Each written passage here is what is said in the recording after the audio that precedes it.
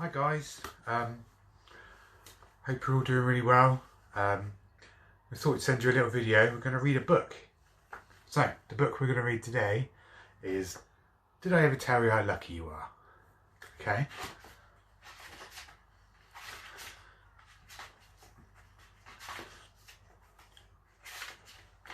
When I was quite young and quite small for my size, I met an old man in the desert of Dries, and he sang me a song I will never forget.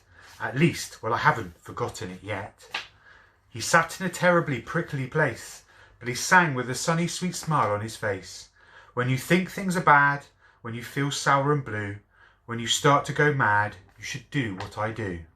Just tell yourself, ducky, you're really quite lucky. Some people are much more, oh, ever so much more, oh, much more unlucky than you. Be glad you don't work on the Bungle Bung Bridge, what they're building across Booba Bay at Bunham Ridge. It's a troublesome world, all the people who are in it are troubled with troubles almost every minute. You ought to be thankful, a whole heaping lot, for the places and people you're lucky you're not. Just suppose, for example, you lived in Gazette and got caught in the traffic on Hates Highway 8. Or suppose, just for instance, you lived in Gazette with your bedroom up here and your bathroom up there. Suppose, just suppose, you were poor Herbie Hart, who is taking his throm-diddle-bip apart. He never will get it together, I'm sure. He never will know if the gick or the gore fits into the scrux or the snucks or the snore. Yes, ducky, you're lucky you're not Herbie Hart, who is taking his throm-diddle-bip apart. Think they worked you too hard. Think of poor Ali Sard. He has to mow grass in his uncle's backyard, and it grows as he mows it. The faster he mows it, the faster it grows it. And all this stingy old uncle will pay for his shoving that mower around in that hay is the piffless pay of 2 dukels a day, and Ali can't live on such piffless pay.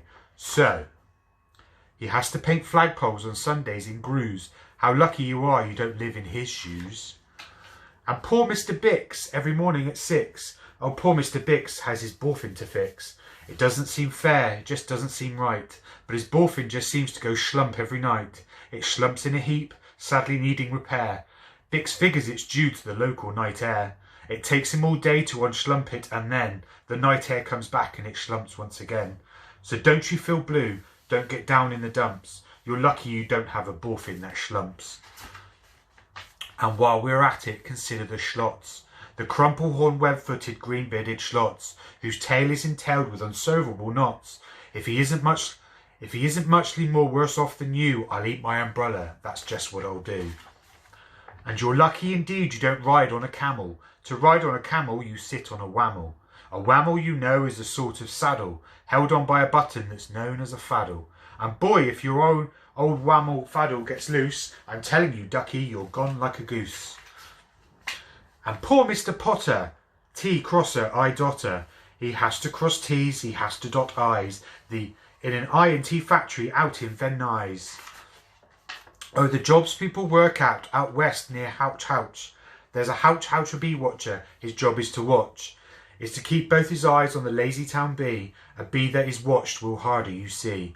Well, he watched and he watched, but in spite of his watch, that bee didn't work any harder, not much. So then somebody said, our old bee watching man just isn't bee watching as hard as he can. He ought to be watched by another Hotch Hotcher. The thing that we need is a bee watcher. Well, the bee watcher watched the bee watcher. He didn't watch well. So another Hotch Hotcher had come in to watch his watcher. And today all the Hotchers who live in Hotch Hotcher are watching on watching the watcher. Who's watching that bee? You're not a Hotch Hotcher, you're lucky, you see. That was a mouthful. And how fortunate you're not Professor Debris, who has spent the past 30 years, if you please, trying to teach Irish ducks how to read Jivanese. And think of the poor puffing Poogle-horn players who have to parade down the Poogle-horn stairs every morning to wake up the Prince of Poobecken, who's awful how often their Poogles get broken. And oh, just suppose you were poor Harry Haddow. Try as he will, he can't make any shadow. He thinks that perhaps something's wrong with his giz, and I think that by golly there probably is. And the brothers Bazoo, the poor brothers Bazoo, suppose your hair grew like theirs happened to do. You think you're unlucky, I'm telling you, ducky. Some people are muchly, oh, ever so muchly more unlucky than you. And suppose that you lived in the forest in France, where the average young person just hasn't a chance to escape from the perilous pants-eating plants, but your pants are safe, you're a fortunate guy, and you ought to be shouting, how lucky am I? And speaking of plants, you should be greatly gaddish. You're not Farmer Falkenberg's 17th radish. And you're so lucky you're not Gucky Gown, who lives by himself 90 miles out of town, in the ruins of Ronk. Ronk is rather run down. And you're so lucky you're not a left sock, left by mistake in the caverns of Croc.